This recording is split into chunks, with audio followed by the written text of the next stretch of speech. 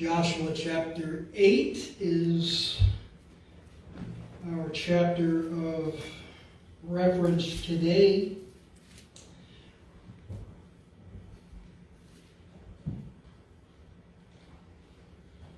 Chapter 8 in verse number 1. Now the entire chapter, of course, deals with what we are, the sermon is covering, but we will not get there today through the whole chapter. We'll read a few verses and find a good ending point somewhere in the middle of these verses. Chapter 8, verse number 1. And the Lord said unto Joshua, Fear not, neither be thou dismayed. Take all the people of war with thee, and rise and go up to Ai. See, I have given into thy hand the king of Ai, and his people, and his city, and his land. And thou shalt do to Ai and to her king as thou didst unto Jericho and her king. Only the spoil thereof, the cattle thereof, shall they take the prey unto yourselves. Lay thee an ambush for the city behind it. So Joshua arose, and all the people of war, to go up against Ai. And Joshua chose out 30,000 mighty men for battle, and sent them away by night. And he commanded them, saying, Behold, ye shall lie in wait against the city, even behind the city. Go not very far from the city, but be ye all ready. And I, and all the people that are with me, will approach into the city, and it shall come to pass, when they are come out against us, as at the first, that we will flee before them. For they will come out after us till we have drawn them from the city, and they will say, They flee before us as the first. Therefore we will flee before them. Then ye shall rise up from the ambush and seize upon the city, for your Lord your God will deliver it into your hands. And it shall be, when ye have taken the city, that ye shall set the city on fire. According to the commandment of the Lord shall ye do. See, I have commanded you. Let's pray. Father, bless us now. Help us to see the truth that is here for us. It is not hidden. It is not something that could not be understood. It is written in a language that we can read and comprehend. And yet the principles here are often missed. It's laying here for us in your word is something that can guide us through most anything in life. I wonder how many times it is neglected to do simply what we are told to do here in this passage. Help us to see the truth, understand it, and ultimately apply it to our faith in life, that we can grow thereby. Help us, I pray, do these things, we ask in Christ's name for his sake. Amen. Our text here speaks about a very tiny city called Ai. From all indications, this city should have had pushed over for Israel as they marched through Canaan. However, as we learned the last couple of weeks in chapter 7, Israel experienced her one and only defeat by the hands of Ai. In this battle, 36 of their soldiers died, and Israel was forced to flee from the soldiers and men of Ai. Israel experienced a defeat for a couple of reasons, and we've dealt at length with them. First of all, they failed to seek the Lord's will before they went into battle. God said, "You sinned." The sin was not necessarily the taking of what Achan had done and taking of the Babylonian garment, the gold and the silver. That was addressed later on throughout the verse. It then tells us that there was a breaking of the covenant between God and his people. Their major sin was one that we all face at times, and we all struggle with at times, is we think we can do it without God. We think we can do it in our own strength. We think we are past the point of failure. I don't know why we think that, because as human beings, as humanity, we fail all the time. In fact, there's mantras written that you never grow, never learn without failing. And so that is part of life. Just as much a part of success and succeeding in life is failure. That's how we have come to understand life in and of itself. But do you know, with God, things can be different. The Bible says in Peter that He can keep us from falling. The Bible tells us explicitly here in the book of Joshua that the children of Israel never had to lose one battle. They never had to fail. They never had to fall. And yet they did what ultimately we all do, is we go in our own strength, because after all there is just a few thousand, and so we take just 2,000 or 3,000, which turns out to be not even 10% of the men of war that the children of Israel had. He said, let us not all go up. What is the point of such a struggle and a fight? We can easily defeat them. And so they lost the battle because they chose to go in pride and in arrogance after their victory at Jericho. And they thought they were perhaps beyond defeat. But how quickly did they learn the lesson we all must learn? And we learn it oftentimes harshly, that we are really never beyond defeat without God. Another reason, of course, they suffered this great loss was because of the breaking of the covenant that was given to them in chapter 6, when God said, go to the city of Jericho. He said, I will knock down the walls, and what you see and what is there, He said, it is mine. Do not touch it. Do not take it. Do not covet it. Do not want it. He said, it is all mine. And any man that takes it, He said, is going to be accursed. And so what happens? The man of Achan saw, the Bible said, thus and thus have I done. He saw, he coveted, and he took. Teaching us a great lesson about life, that sometimes the greatest way to win over temptation is not to be tempted. The greatest way, if you struggle with a besetting sin, is to not bring that besetting sin in front of your eyes. The greatest way to ensure victory is to not stand on the battlefield of defeat. And so what happens? He saw, he coveted, he took, thus and thus have I done, he said. And Joshua said, because you have done this, maybe you didn't believe God would do it, but God has commanded that you will die, that your wife will die, that your children will die, that your brothers and sisters, that your family, the name of Achan is going to be associated from this point on with death. Your cattle will die, your horses die, camels die, goats, sheep, donkeys die. You will be burned with fire. We will throw stones upon you as an everlasting memorial that this is a valley of hopelessness. God wouldn't do that. God couldn't do that. We talked about it extensively last week. There's a lot of things that God does. And many people will say God would never do that. And God is holy and just. God condemned an entire race of people because they ate a piece of fruit. He said, you will not break my covenant, my commands, my law without recourse and recompense. He said, I will follow through with my word. And that's exactly what he did.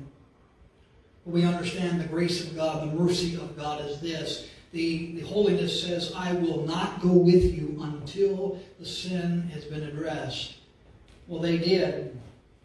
The Bible said in chapter number 7, look at verse number 26, and they raised over him, that is Achan, a great heap of stones unto this day.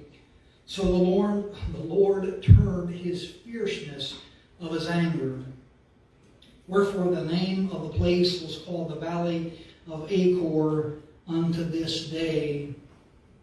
Chapter 8, verse 1. And the Lord said unto Joshua, fear not. The children of Israel had just witnessed something that they had not yet previously seen as an adult nation. They had seen God do some miraculous things. They had seen God or heard how God opened up the earth and swallowed up 2 men because they offered a strange fire. But they had not seen that kind of indignation from God, and so they perhaps did not believe God would do it. But now that God has done it, The fierceness, the Bible said in chapter 7, the fierceness of his anger was revealed to the people of God. They must have thought, we are in dire straits now. God will never forgive. God will never move on. God will never let go. God will never use us again. There is no hope for us. And chapter 8, verse 1, and the Lord, that wasn't Joshua, went back to the Lord. The last time we see Joshua talking to God, he was blaming God for what happened. It's your fault that we lost. It's your fault that we fled from our enemies. It's your fault that the name of God, the name of Israel is in the mud now. And God said, get up. And this is paraphrasing, of course. You're not going to blame me for your failures. Why are you on the ground? Get out of the dirt. He said, and get up. It's not time to pray right now. That's the last time we see Joshua communicating with God. God then tells him the plan. Burn with fire. No escape, no mercy, no grace. He said, burn with fire. And they see the fierceness of God, and they wonder, perhaps, can God ever use me again? Can God ever get past this? And the Lord said unto Joshua, fear not, neither be thou dismayed. The last thing Joshua said to God is our enemies are going to ever run around us. They're going to surround us and wipe our name from the face of the earth. We're done. We're toast. We're condemned. We've lost. There's no hope for us. That's the last communication Joshua had with God. The first thing God says back to him after the fixing of the problem was, don't be afraid. Don't be dismayed. It's amazing how many times of our own willingness, or our own ignorance, or our own disobedience, we turn from God, and then we automatically think that God could never, would never, should never use us again. You know, that's a lie of the enemy. Adam sinned and partook of the fruit. You know what he said? He hid himself. God could never use me again. God would never want to see me again. God couldn't care if I lived or died. God is I'm going to hide myself from him, and God came looking. That's a prime example, but you know it's found out through all the Bible. Here Joshua says we've seen the indignation and the fierceness of God. What could we ever do again? And God came to Joshua and said, fear not, neither be thou dismayed. Arise and go up to Ai. We understand another reason they suffered because of Achan. There was a tragic suffering. The Lord used the defeat of Ai to teach Israel some importance of holiness and seeking out God's will in every situation. He used the defeat to teach them the danger of pride. The Bible says in Proverbs chapter 16, verse 18, it says, you better beware, be cautious. Pride goeth before destruction, and a haughty spirit before a fall. We think we can. God says, I'll show you what you can and cannot do. These things, yea, these 6 things doth God hate, and the 7th are an abomination to him, a proud look. Of all the things you would think God would hate, murder, how he would hate rage and violence and anger. And the number one thing on God's list is a proud look. So let me tell you the one thing, the top of the list that I hate. It's when you think you can without me. It's really fascinating to think about. God says, I have convinced you, I'm trying to convince you, that I can use you to do miraculous things.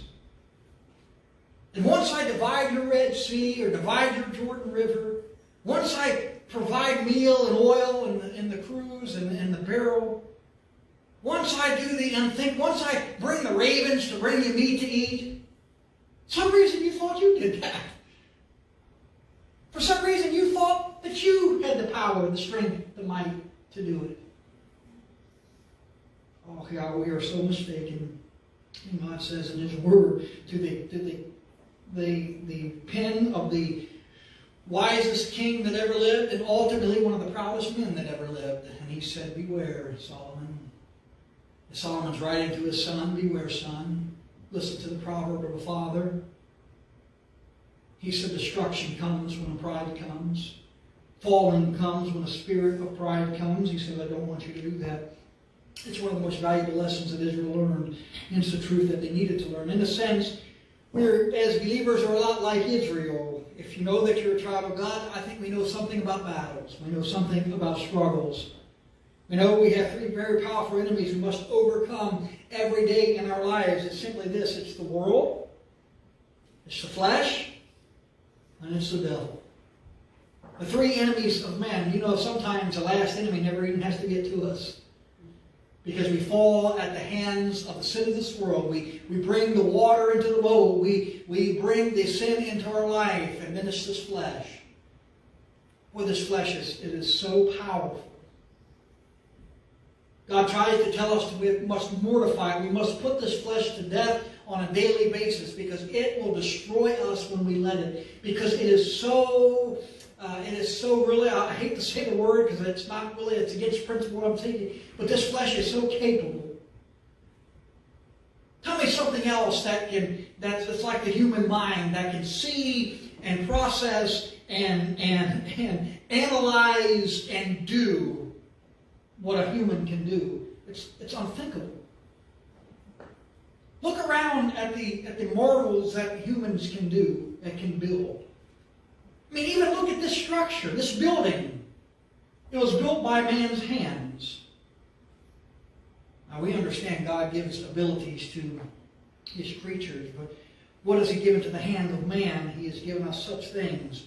And He says, in fact, unto man, He said, I'm going to put you over all things.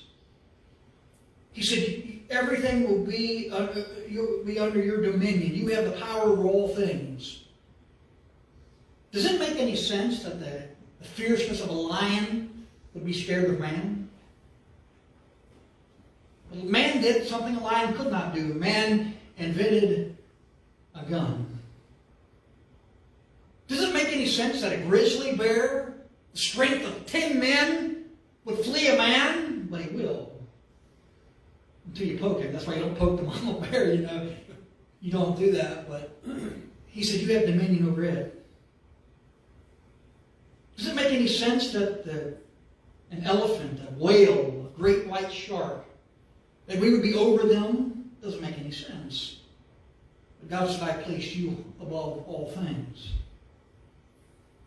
And that flesh is so capable, that flesh is so desirous to show anybody what we can do. I was thinking yesterday, we went to the fair.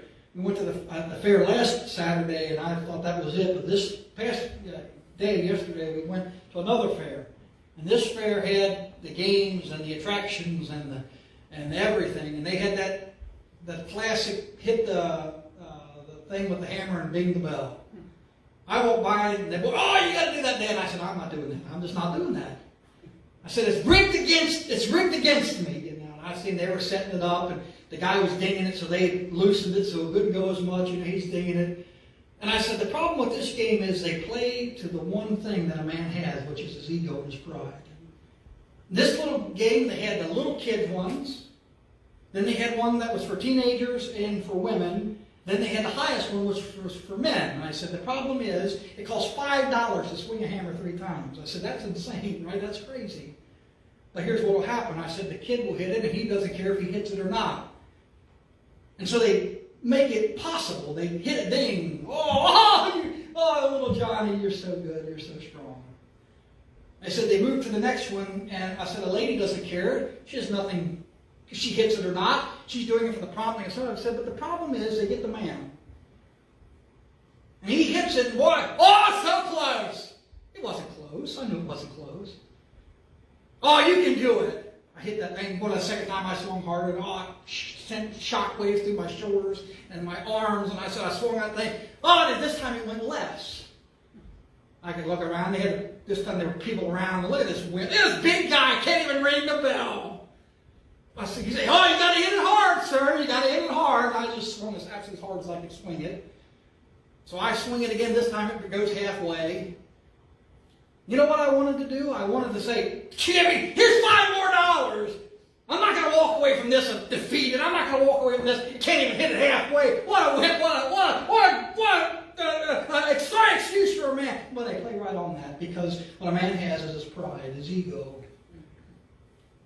I'm sure women have pride and egos too, but it's just a little different because it's not based upon the physical capabilities of your strength, of your power, of your life. As I get older and my children grow more and more, I'm going to see at some point, and I don't know how far in the future, my children will be, I'm going to tear up saying, will be stronger than me. Why I'm wooing the day that ever happens. Because I can see my life, everything about my life has been built upon the strength of these hands, of these capable hands, what I can do, because I rely so heavily on my strength. So now when I lift something, I call Oliver. We've nicknamed him, he doesn't want me to say it, we've nicknamed him Muscles. He wears a big muscle shirt. Shut up, I have muscles like that too, I said, listen, and so I lift something and say, come here, Muscles, help me lift it. Why strain when I have someone capable of helping? But sometimes you have to learn that with age and with experience. But every time I think he should be able to lift something, he lifts it easy. It's like a dagger to my heart. Why? I should be pleased. Look at the strength of my son. But it's like, I knew I could lift that too when I was your age. Though every single time. I could do that too when I was your age. I can do way more than that, though. Something you always got to say, because it's the flesh. We understand the first time the Bible talks about this flesh, this city of Ai, was in Genesis chapter number 12, verse number 8. The Bible tells us that Abraham pitched his tent between Bethel and between Hai, H-A-I, which is the city of Ai. We must understand something about biblical names, that usually a city or a name of a person has indication of an expression about what it is. Well, the city of Bethel is the house of God, the house of bread, the house of Bethel, of God. And Ai is known as the heap of ruins. And so somewhere between the house of God and the heap of ruins, or the flesh, Abraham pitched his tent. So when we think of the city of Ai, it represents something of humanity. It represents the flesh, the heap of ruins. Paul said in Romans chapter 7, verse 18, "For I know that in me, that is," he says, "in my flesh, dwelleth no good thing." Now that's something you have to learn. That is me. That's in my flesh. Not me as a person, not me as a personality, not me as my soul and spirit, but me that is me, me that is in the flesh. He said, well, if nothing good, there's nothing good about it. Because it will always try to override that which I know that I cannot do it without God. The flesh says, oh, yes, you can. You just have to try. Oh, yes, you can. You just have to persevere. Yes, you can. You just have to push harder, work more, try a little harder. And God says, let me tell you what the city of Ai represents. It represents the flesh. It's a ruin. It's a heap of ruins. He said, if you look right over there to Bethel, it's the house of God. So what did Abraham decide to do? Well, he did not decide to pitch his tent in Bethel. He pitched his tent somewhere between Bethel and Ai. Now we know where we should be. We know we should be at the house of God, the house of bread, the house of provision. We know that's where we should dwell. But something about this flesh makes us want to dwell somewhere in between. We see the connection. We either live in a place of victory and blessing. We live in a place of defeat and misery. We either live in a place of Bethel or we live in the city of Ai. We either have a Bethel life or an Ai experience. It's the kind of life we're determined by where we put our tent.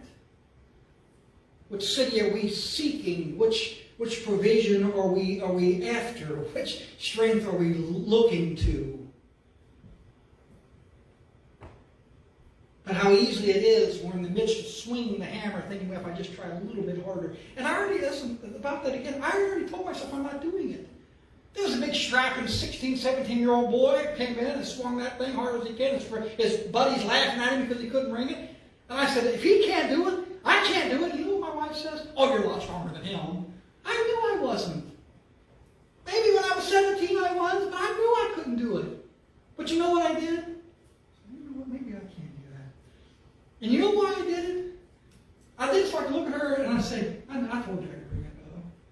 I knew I could do it. I knew it wasn't going to be too hard. And I'm telling you, I hurt for 15 minutes afterwards. I don't know what they did. They loosened up things, and I hit that, it was like that was a pop. I did a shaking my head. It hurt so bad. The first thing out of my son's mouth is, "Oh, Dad, you were so going to do it again." No, I'm not going to do it again. I can't do it. But I thought, when I was hit that second time, and that guy told me, "Oh, you can do it," I thought, yeah, maybe I can. And I swung that so hard. And the third time I swung so hard, I dropped it and said, let's get out of here. Let's just get away from this place. Because the temptation to prove I could was so strong. There's a house of God, there's a heap of ruins. It's knowing that God will give you the strength and knowing you don't have the strength. But somewhere in between, we say, I know, I'm just going to go somewhere in the middle. I'm not going to rely totally on myself. I know better than that. And I'm not going to be some fanatical that relies totally on God. I'm not going to be that crazy. I'm not going to be that religious. I'm not going to be that nutty. So I'm going to put my tent somewhere in the middle. You know what God said? God said to the person who's in the middle, He said, I wish that thou wert hot or cold. Yeah. He said, I'm going to spew you out of my mouth. It's hard to imagine. God said, I wish that you would sit over here on the cold side instead of getting somewhere in the middle. Because He said, when you're over here on the cold side, when things don't work out, you know why. Because you tried it on your own strength. But when you're somewhere in the middle, it's so confusing to the Christian because you say, I'm trying to God. I'm doing what I think I should do with right. I'm trying. I'm going to church and I'm reading my. Maybe I'm not doing all that I could do, but I'm trying, and it's not working out. God said, I'd rather you just do nothing. Well, God would never say that, but absolutely He would, because we are capable beings, and God said, that's why I'm going to show you somewhere between the house of God and the heap of ruins. That's where man's going to decide he wants to live. You can pick anywhere in between there. He said you're going to live with the consequences of where you pick. So what happens? Well, just like Israel, we often lose battles to our flesh. By God's help, we can learn to defeat our AI and walk away with victories in our life. Now, listen, I don't know the battles you're fighting with the flesh. I don't know what they are, but I do know this. You're probably fighting something. There's probably something your flesh is telling you that you can do if you just try. You can do it. You can do it, you can't do it. And it's going to convince you of that. I don't know the battles you're fighting with your flesh, but I do know that you can experience victory over the heap of ruins. But see, the one that they lost is the one that they should have won. I don't want you to miss the irony of the whole story. The one that they should have easily won. In fact, He said, take 2,000 or 3,000 men, and we will easily win. This won't take all our effort. This won't take all our strength. Just take 2,000 or 3,000. And God said, let me tell you the plan, Joshua. First off, don't be afraid. I'm back on your side. And He says, here's what I want you to do. He said, I want you to take the men of war. So what did Joshua do? He gets up and he says, here, 30,000 men of, not men of war only. These are 30,000 men of valor. Which means this. These are the Navy SEALs, right? These are the Army Rangers. I don't know too much more. I don't know who's in the Air Force. These are the best of the best. Had been proven in battle, the men of valor. He said, 30,000 of them. He said, here's what I want you to do. He said, I want you to go behind the city and hide. Why? Tell a man of valor to hide goes against his pride, right? You can tell the guy that really didn't want to go, tell him to hide. I can handle that. But But he says to the 30,000 men, who the most amped, the most trained, the most fierce, the most ready, the most intimidating force, he said, go hide. Again, you're going to see when you go with God's plan, it seemingly never makes sense because it's a contradiction to our flesh. Because our flesh says the best should do the fighting. The best should be on the front lines. The best should be the ones that see the action. And Joshua said, here's what I want you to do. He chose out 30,000 men of valor, verse 3, and sent them away by night and commanded them, saying, behold, shall lie in wait against the city. Go behind, not very far from the city, but be ye all ready. And then he said, and I and all the people that are with me will approach the city, and shall come to pass, and they'll come out against us as the first, that we will flee before them. Okay, wait a minute now, because what he was going to ask them to do was going to take something else. It was going to take some humility. Can you imagine asking a man of valor to hide? What about this? How about asking a man of valor to run from the enemy when he shouldn't be running? Maybe God knows what he's doing. Maybe it was easier for the man of valor to hide than to run, than to flee, than for him to retreat. He says, I want you to go and to hide. But he said, I'm going to be with the ones that are going to run. Joshua, you're our leader. What will that say of you? Why don't you come out here with us and hide and let a next commander lead him? He said, no, I'm going to be the one that's going to run. And they're going to say, look at those cowards before us. Oh, we got them on the run again. Oh, we're going to easily devour them. I'm going to tell you this. Victory can be yours if you want it. Because in verse 1 and verse 2, what God has said, he said victory over Ai is promised. Victory over the flesh is promised to us. Verse 1, there is a word about winning. When the Lord speaks to Joshua, God tells him to go to Ai. God promises him this time things will be different. He assures Joshua and Israel that victory is theirs. The interesting thing is the Lord called them to the place of the greatest defeat. God knew that they needed to overcome Ai before they could move on to the conquest of Canaan. The same is true for us. How many times have we lost the battle with the flesh? And how many times we had been defeated by the old sinful nature, the lust of for the forbidden? And how many times have we fallen and wondered that will we ever get back to where we once were? And you know what God said? He said, right there is where you ran. He said, right there is where you're going to win. Right there is where you suffered the greatest defeat. Right there where you suffered your greatest humiliation. Right there is where you lost. He said, right there is where you're going to see when I'm with you again, and you can win. Sometimes when we face the greatest defeat, face any kind of defeat, we don't want to go back. We don't want to try again. And God said, you try with me and you'll see that the result will be different. He said, you try with your own strength. That's what happened. You try with my strength and you'll see a vastly different result. But he said, what I need you to do is I need you to go back. I need you to try again. He said, fear not. I've given you the king. He said, I've given you the king of Ai. He said, I've given you his people. And I've given you his city in verse 1. And he said, I've given you his land. To those who have fallen and lost the battle of flesh, God says, fear not, I'm able to give you the victory. Can you imagine going from chapter number 7, verses 3, 4, and 5, 6, 7, and 8, where he says, we're done for. You've forsaken us. You have abandoned us. You have left us. And we have no hope anymore. And God says, well, let me tell you this. In chapter 8, verse 1, arise, everything that you had, he said, you have again. Everything that you thought you lost, he said, is back restored to you.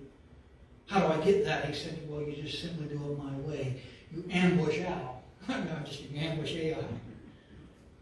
He said, you can't take this flesh on the same way because the flesh fights dirty. The flesh knows your tactics. The flesh knows what you're going to think, what you're going to do, how you're going to act. You cannot fight the flesh the same way you fought Jericho. fought the enemy. He said, you've got to fight the flesh different. He said, you've got to lay in wait. You've got to ambush it when it's not ready. Because it will do to you what it's done to so many. It will be a heap of ruins if you fight it the same way. And so what does he say? He says to the city of Ai, now listen, whoever went to Ai, as I said so many times, thought they could easily defeat it. Do you think 30,000 men of valor plus the men of Joshua walked in, could have probably all walked in and conquered the city easily? Because they had enough men this time. So why would God tell them to ambush it? That seems not to be an honorable way to fight. That seems to be, you have the numbers, you have what is needed, you have all that you need to win. You didn't lie in wait on Jericho. You all marched around. Why not bring the fear of God into their hearts? Let them die of fright before you get there. God said, not this time. Not this time. He says, trust in the Lord with all thine heart. Lean not on thy own understanding. In all thy ways acknowledge him, and he shall direct thy paths.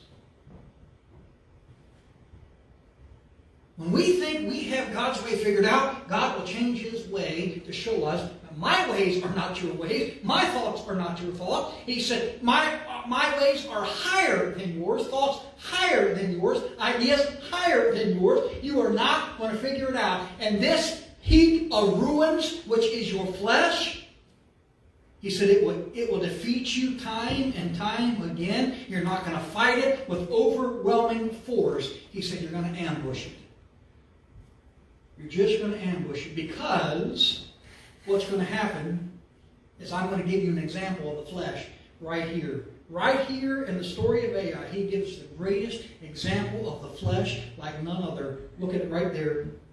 Verse number 5, and I and the people that are with me will approach the city, and it shall come to pass when they come out against us, as at the first, we will flee before them. You know what the flesh says? I got it. I can do it.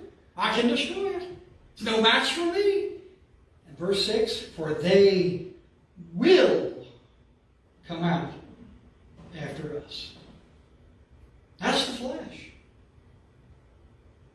Something about the flesh, it is predictable as all get out. That's why that carnival, that guy had a stack of money in his hand, this is it. Because the flesh is so predictable. Ha! You win.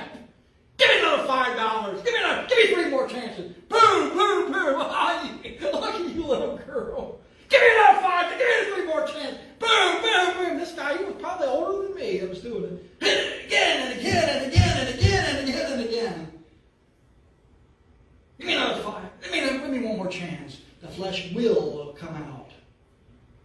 It's not going to be hidden. For they will come after us till we have drawn them out of the city. For they will say, they flee before us as at the first. Therefore we will flee before them. Then ye shall rise from the ambush and seize upon that city, for the Lord your God will deliver it into your hands. Isn't it noted that the Bible goes on to tell us, and we're going to finish here, that there was not a man left in Bethel or in Ai. They all fled after them, saying, you cowards, you cowards, you cowards. Look at our strength. And all of a sudden the stench began to come behind them, and they looked back, and oh my, what have we done? We have forsaken our fort. We have forsaken our safety. And it goes in smoke, and they say, we cannot turn around, because you know who's waiting back there? The men of valor. Well, they're chomping at the bit, let us loose on them. And this time, God said, you will fight. You will fight them. But a man will not be able to stand against thee. No man can stand when you do it my way. And here comes the flesh. We got him, we got him, we got him, we got him. And all of a sudden, God stands up and says, you got him? How about me? And the flesh says, oh, what have I done? What have I done? What have I done? And God said, mortify thy flesh. Take up that cross daily, he said, and mortify the flesh. He said, draw it out and kill it. Draw it out and kill it. Draw it out and kill it. Draw it out and kill it. Why? He said, because it says, I can do it today. Look at them flee before me. Look at the enemy, the world, the devil flee before me. And God said, that's why you got to ambush it. Ambush it. Hide and wait. When it thinks it has all power, all strength, and when we're trusting it with every decision, and God says it'll turn around and say, well, what have I done? He said that's why it's a heap of ruins, because its strength cannot last. Because the one thing a man desires as he gets older is to have the strength of his youth. Men don't care about, I don't care if I'm as beautiful as I ever once was. I know I am, right? I don't care. That's why men age gracefully. It's just the irony of that. Men don't care about that. What does a man care about? If I'm as strong as I once was. Do I have the strength that I once had? Oh, if I could do it. I told the boys for so many years, I said, when I was 25 years old, I said, I'll never let any other man outwork me. I said, I'll die of a heart attack before I will do it. And I said, when I get 40, I said, I understand I can't do it anymore. Well, I turned 40 last year. Going on a year and a half ago, I said, well, maybe I can make it to 45. If I can just be the best, the fastest, start till 45, whoever I work with. But it's a lot harder. I can still do it. I can still do what I did, but now the next couple of days, it's, Ron laughed at me this morning. As you get older, you used to, when you get up out of a chair, as I sat down, it's groaned and moaned, it's hurting through all those things, and as the strength goes, say, I got to hold on to it, I got to hold on to it, I got to hold on to it, I got to hold on to it. What does the woman say? I got to hold on to what? Well, if I just could be what I once was, not strength-wise, but beauty.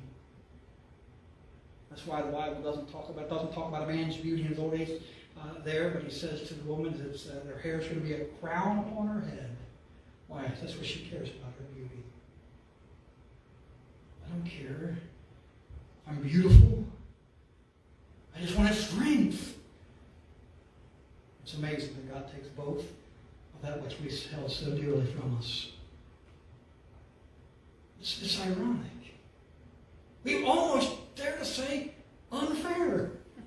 The thing that we care about the most is the thing that God takes from us. Why? He said, because you don't realize it, but all your flesh ever was a heap of ruins. And so I'm going to tell you, you can age gracefully. You can do it.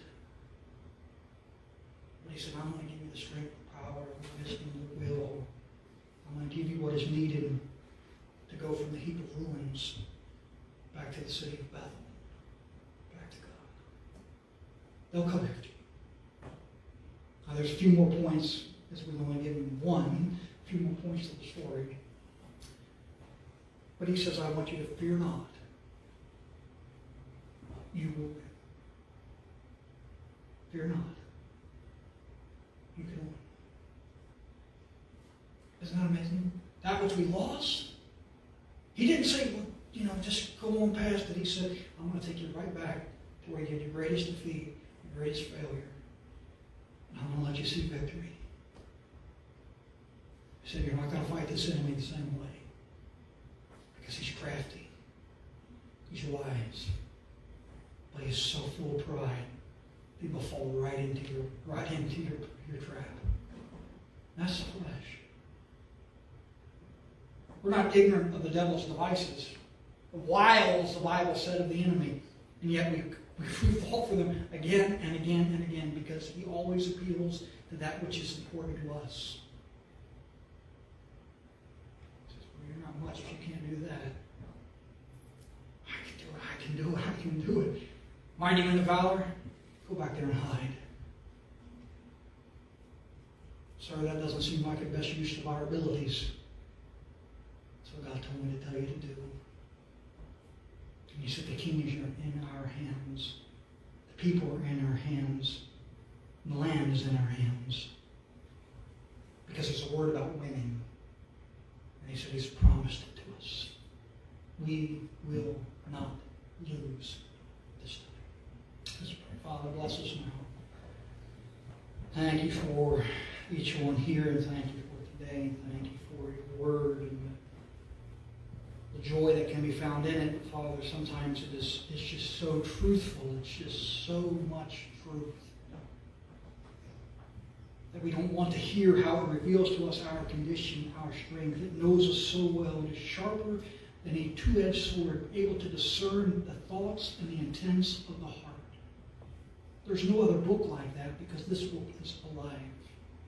It is God-breathed. And the ambush had to be made at Ai because Ai represented something more than a typical battle. It is not simply an historical book, an historical battle. It is a battle that represents the typology of the flesh. That's why it cannot be fought the same way. It cannot be won the same way, because the flesh is crafty. It is always scrapping to survive. It is always doing the unthinkable and winning. It wasn't that the 3,000 men were not able to conquer it the last time they fought. It was that Ai was more crafty than the 3,000 of Israel. It was smarter. It outwitted them. And Father, you used that to its own hurt. When we think we are beyond defeat as believers, as people of God, it is not because we know that you are on our side. It is because we do things in our own strength. And then if it does not work out, our pride, our desire, our willingness, our can-do attitude kicks in. We will strive and strive and strive. How many times do we fail unnecessarily? Because victory is ours if we want it. It's promised. Victory over the flesh is promised. But it cannot be given easily, cannot be given without your plan. And so I pray for each one here today. Let us find grace and mercy and strength. Let us find understanding. Let us find what we need to succeed in this life. Father, I pray that if we are facing a battle today and have lost, let us go this time with the strength of God, with the valor of God, and let us win. Father, give us grace, mercy, kindness. Give us faith. Faith, trust in you to win battles that we will not win without you. Let us not be afraid nor dismayed. Let us go with God. Father, I pray you help us lead